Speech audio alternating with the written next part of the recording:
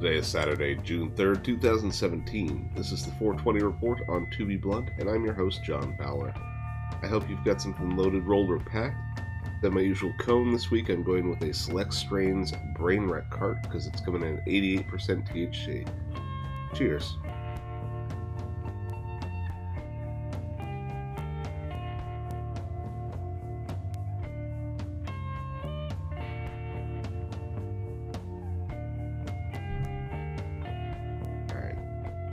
We're starting in New Zealand, where new legislation is removing CBD oil from the list of controlled substances within the country.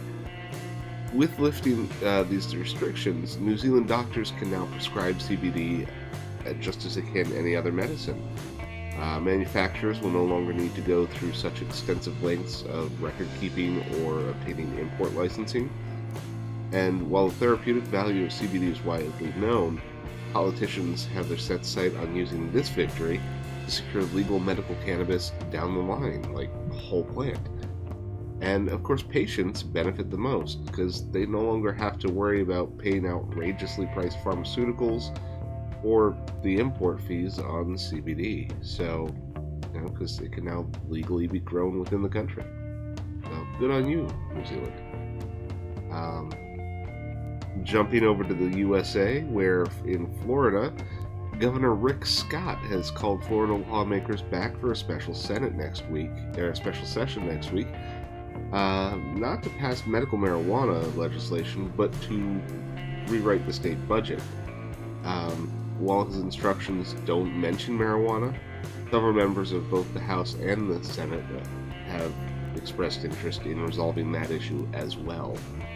So the sticking point, it seems, is the number of dispensaries each licensee can operate.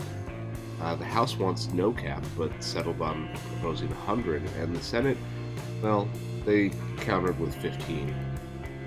Elected officials are keenly aware that they were handed a near-voter mandate this year in November, because over 70% of the state population who voted for medical marijuana.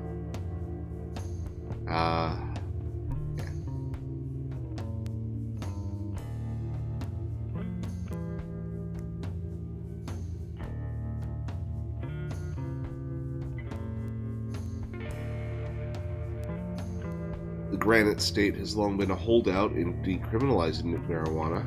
It's the last New England state to do so. But this week, lawmakers in New Hampshire passed a bill decriminalizing less than 3/4 of an ounce of cannabis. The new law makes possession of small amounts a violation instead of a crime, resulting in fines rather than jail time.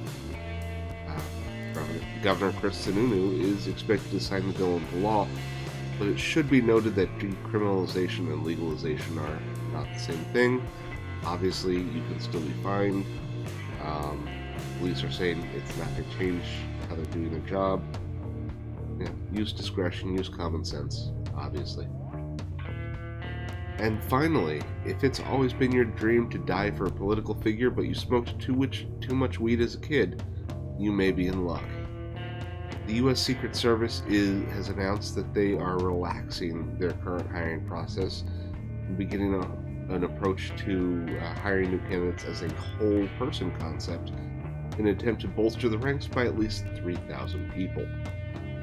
Candidates will no longer be excluded from hiring based on past use, and instead they're going to look at, amongst other things, the time between your last use and the time you're applying for a job with the agency. So, this change brings the Secret Service more in line with the hiring processes of other federal agencies now, so, yeah.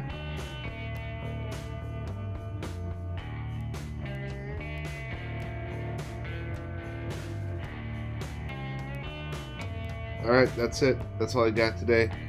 Links for all my sources below in the description. Have a good one. Later.